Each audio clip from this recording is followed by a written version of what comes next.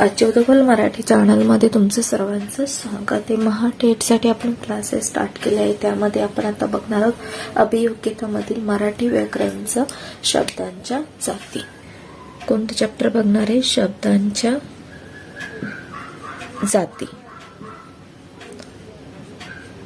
तर शब्दांच्या जातीमध्ये बघा आपले शब्द कसे तयार होतात, शब्द कशापासून तयार होतात। शब्द हे अक्षरांपासून तयार होतात आणि शब्दांपासून वाक्य तयार होतात आणि त्या वाक्यातील शब्दांपासून अर्थ तयार होतो।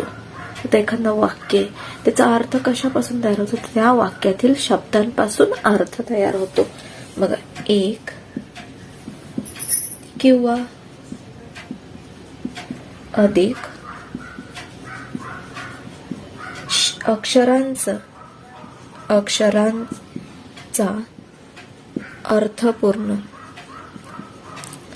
अर्थपूर्ण समूह म्हणजे शब्द। समूह म्हणजे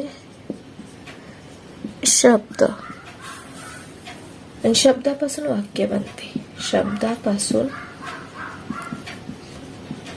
वाक्य बनते आणि वाक्यातील शब्दापासून पूर्ण अर्थ समजतो। वाक्यातील शब्दांपासून पूर्ण अर्थ समजतो। पूर्ण अर्थ समजतो। तर बघा, या शब्दांचे प्रकार किती? तर शब्दांचे प्रकार दोन आहे। शब्दांचे दोन प्रकार आहे। तर पहिला शब्द आहे, शब्दांचे दोन प्रकार आहे। तर पहिला प्रकार आहे विकारी शब्द। विकारी शब्द किंवा सव्य शब्द।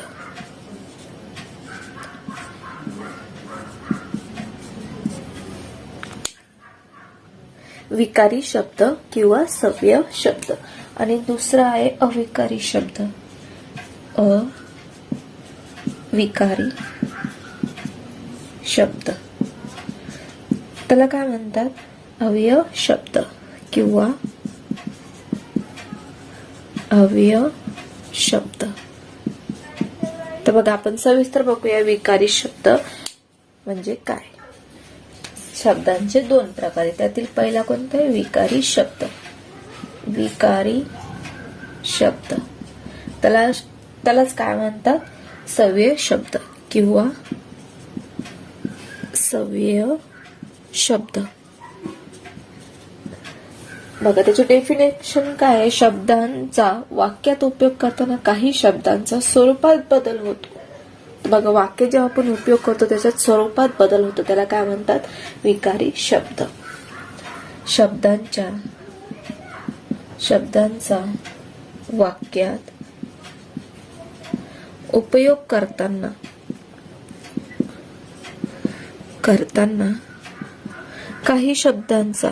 काही शब्दांच्या रूपात बदल होतो। रूपात बदल होतो त्याला काय म्हणतात? त्याला विकारी शब्द म्हणतात। विकारी शब्द। बघा, आता इथे एक मुलगी उभी आहे, इथे एक मुलगा उभा आहे। तर आपण काय म्हणणार आहे? तो मुलगा उभा आहे, ती मुलगी उभी आहे। आपल्याला सांगायचं हेच आहे की तिथे ते उभे आहे, पण आपण शब्दांचा काय होतं? आपला शब्दांच्या रूपात बदल होतो। मुलाला सांगताना आपण काय म्हणतो? तो मुलगा, आणि इथे ती मुलगी। हे काय झालं? त्या शब्दांचा रूपातील बदल। शब्दांच्या रूपातील बदल। उदाहरण घ्या।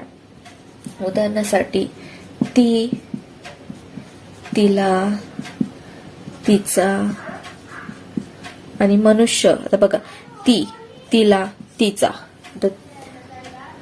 आता एक मुलगी उभी, ती इकडे येत आहे, तिला गावाला जायचं आहे, तिचा ड्रेस छान आहे। तर बघा, यामध्ये फरक झाला। एकाच मुलीबद्दल आपण बोलतोय, पण ते शब्दांचा काय झाला? रूपात बदल झालेला आहे. म्हणजे आपण रूपानुसार त्या शब्दांचा बदल करत असतो. आता मनुष्यच घ्या, मनुष्य. तर बघा इथे मनुष्याचा काय काय बदल होतो. मनुष्य या शब्दाचा मनुष्याची,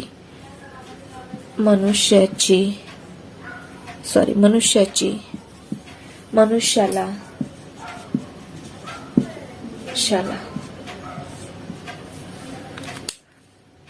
बघा याचं पण उदाहरण घ्यायचं झालं तर तो एक मनुष्य आहे. त्या मनुष्याची ती सवय आहे. मनुष्याला हे काम करायचे आहे. हे काय झालं, त्या वाक्यातील बदल झाला रूपानुसार. जसं काम, आता बघा मनुष्य हा एक मनुष्य आहे. म्हणजे असं सांगण्यामध्ये आपला जे शब्दांमध्ये बदल होतो त्याला काय म्हणतात, विकारी शब्द. तर विकारी शब्द काय हे तुम्हाला समजलं असलं तर आपण अविकारी शब्द बघूया. बघा विकारी शब्दाच्या अपोजिट काय आहे, अविकारी शब्द. तर अविकारी शब्द काय आहे, शब्दाचा वाक्यात उपयोग करताना शब्दाच्या रूपात कोणताही बदल होत नाही. तर कोणताही बदल होत नाही ते काय झाले, अविकारी शब्द. शब्दाचा वाक्यात उपयोग करताना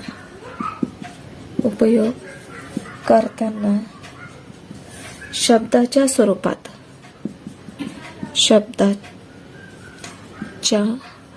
स्वरूपात कोणताही बदल होत नाही. कोणताही बदल होत नाही त्याला काय म्हणतात, त्याला अविकारी शब्द म्हणतात.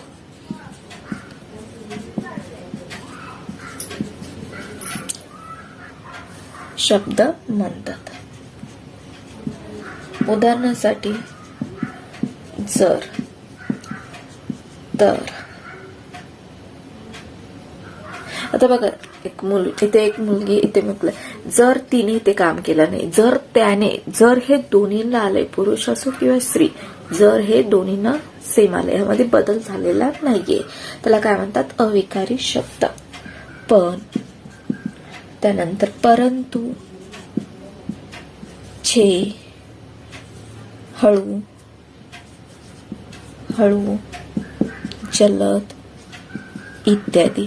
तर आता तुम्हाला समजलाच असेल की विकारी आणि अविकारी शब्दामधला फरक. तर आपण बघणार आहोत शब्दांच्या जाती. आता आपण काय बघितलं, शब्दांचे 2 प्रकार. तुम्हाला डायरेक्टली असा पण क्वेश्चन विचारला जाऊ शकतो की शब्दांचे किती प्रकारे, शब्दांच्या जाती किती आहे. तर शब्दांचे 2 प्रकारे आणि शब्दांच्या 8 जाती. तर 8 जाती बघा.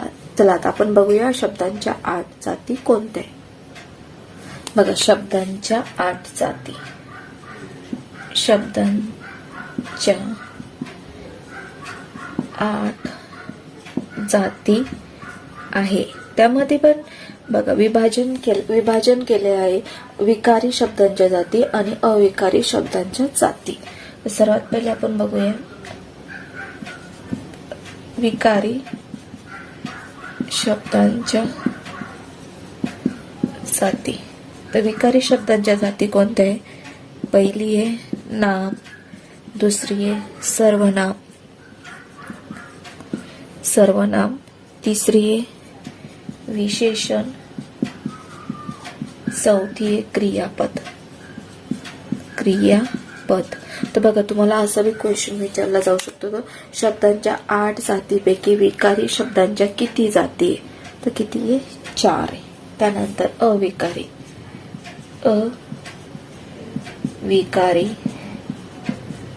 शब्दांच्या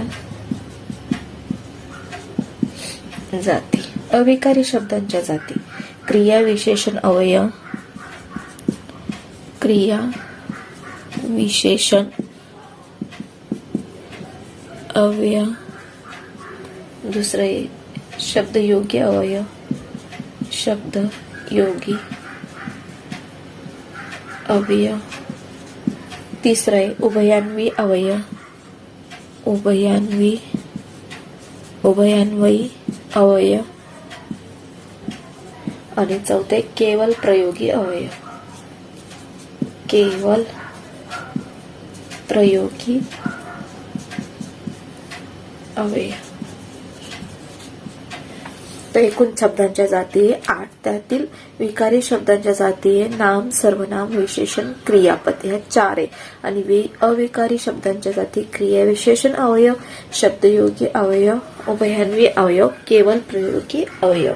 त्यानंतर बघा सर्वात पहिले आपण बघू विकारी शब्दांच्या जाती.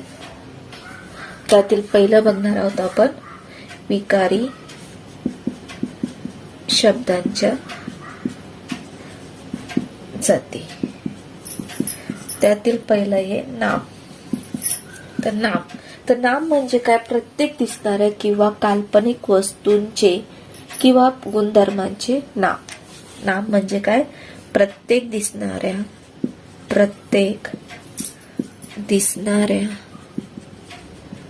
किंवा काल्पनिक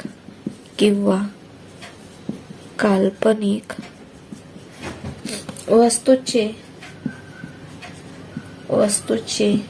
किंवा गुणधर्माचे नाव. उदाहरणासाठी बघा गोविंद, घर, धाडस, ऋष्य, पर्वत. हे काय झाले तुमचे नामचे उदाहरण. प्रत्येक दिसणाऱ्या किंवा काल्पनिक वस्तूचे किंवा गुणधर्माचे नाम. कसले प्रत्येक दिसणाऱ्या काल्पनिक वस्तूचे किंवा गुणधर्माचे नाव. इथे काय बघायचं आपल्याला? वस्तूचे किंवा गुणधर्माचे नाव, दिसणारे किंवा काल्पनिक, याला काय म्हणतात? नाम म्हणतात. उदाहरणासाठी गोविंद, घर, धाडस, ऋष्य, पर्वत. तर बघा नामाचे पण 3 प्रकार पडतात. तर नामाचे 3 प्रकार कोणते? नामाचे 3 प्रकार पडतात. तर कोणते 3 प्रकार पडतात? सामान्य नाम, विशेष नाम, भाववाचक नाम. तर बघा पहिला प्रकार आहे सामान्य नाम,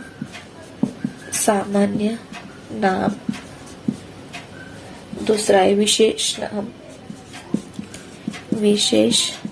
नाम आणि तिसरा आहे भाववाचक नाम किंवा धर्मवाचक नाम. भाववाचक नाम किंवा धर्मवाचक नाम.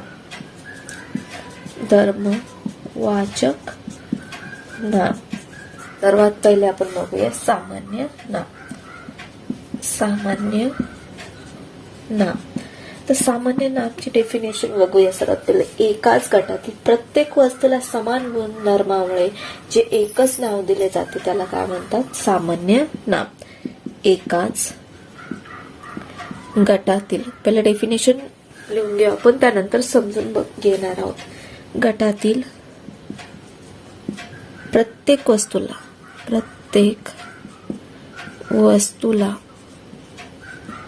समान गुणधर्मामुळे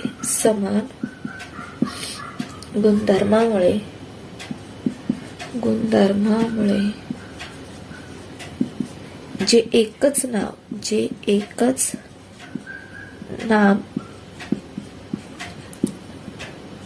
दिले जाते त्याला काय म्हणतात? त्याला सामान्य नाम म्हणतात. सामान्य नाम म्हणतात. उदाहरणासाठी बघा, उदाहरणासाठी मुलगी, घर, ग्रह, तारा, माणूस इत्यादी. तर बघा पहिलंच एक्झाम्पल घेऊया, मुलगी. आता मुलगी किती नावाची असो ती. आता बघा 4 मुली उभ्या आहेत. 4 मुली उभ्या आहेत. राणी, पूजा, मेघा आणि चौथी आहे सोनू. तर ह्या 4 मुली. तर ह्या 4ही मुलींना आपण कॉमन एकच नाव म्हणू शकतो ना, मुलगी. ती मुलगी. हिला पण आपण म्हणू शकतो ती मुलगी, मेघाला पण म्हणू शकतो ती मुलगी, चौघांचं नाव घेण्याऐवजी आपण असं पण म्हणू शकतो, आपल्याला नाव जरी माहित नसेल ती मुलगी असं आपण म्हणू शकतो. म्हणजे कॉमन झाले, एकाच गटातील प्रत्येक वस्तूला समान गुणधर्म मिळाले. तर बघा, ह्या 4 नाव यांचे वेगळे, पण आपल्याला चौघींना आपण मुलगी म्हणू शकतो. हे काय झालं तुमचं सामान्य नामचं उदाहरण, जे एकच नाम दिले जाते. आता ह्या चौघींना आपण मुलगी म्हणू शकतो. हे काय झालं, एकच नाम झालं, त्याला काय म्हणतात, सामान्य नाम असे म्हणतात. तर घर घ्या, घराचे आपले किती प्रकार असतात, पण आपण त्याला काय म्हणतो, घरच म्हणतो. किंवा घराला नाव दिलेलं असतं वेगवेगळं, तर आपण काय म्हणतो, घरच म्हणतो. या प्रकारे तुम्हाला सामान्य नाम समजलं असेल. जर काही शंका असेल तर तुम्ही कमेंट्स मध्ये विचारू शकता. तर सामान्य नाम यामध्ये बघा, राणी, पूजा, मेघा, सोनू या सर्वांना आपण असं पण म्हणू शकतो ना, हिला पण म्हणू शकतो ती मुलगी, पूजाला म्हणू शकतो ती मुलगी. म्हणजे चौघींना आपण मुलगी म्हणू शकतो. एक गुणधर्मामुळे जे एकच नाम दिले जाते त्याला काय म्हणतात, सामान्य नाम. दुसरा आहे विशेष नाम. विशेष नाम सेकंड आहे विशेष नाम. विशेष नाम. तर विशेष नाम काय आहे, एखाद्या नामातून एका विशिष्ट व्यक्तीला एका विशिष्ट व्यक्तीचा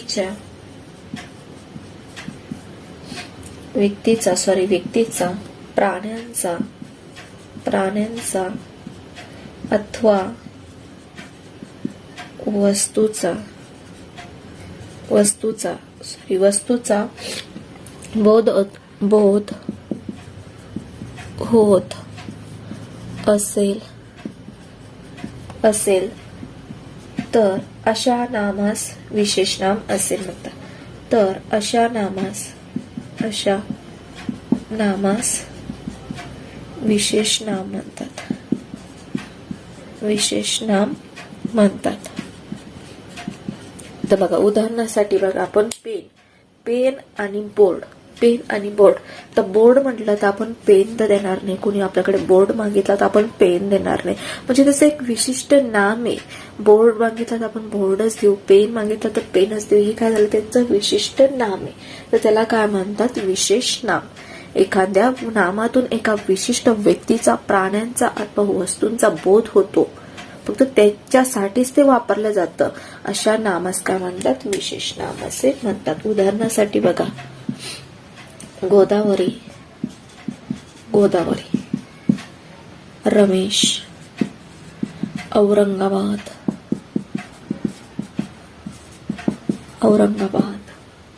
ताजमहल, सूर्य, चंद्र इत्यादी. तर बघा, चंद्राला आपण सूर्य म्हणणार नाही आणि सूर्याला आपण चंद्र म्हणणार नाही. हे कसं विशिष्ट नाम आहे, वस्तूंचा बोध होत असेल तर अशा नामास काय म्हणतात, विशेष नाम. तिसरं आहे भाववाचक नाम.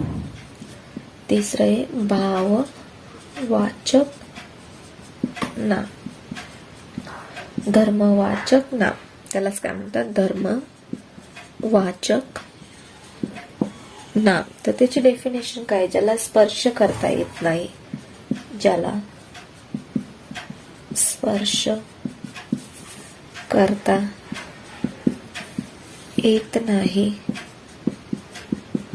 चव घेता येत नाही, डोळ्यांनी पाहता येत नाही,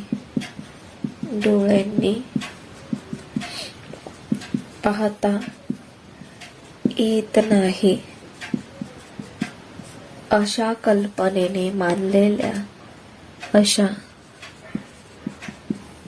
कल्पनेने मानलेल्या गुण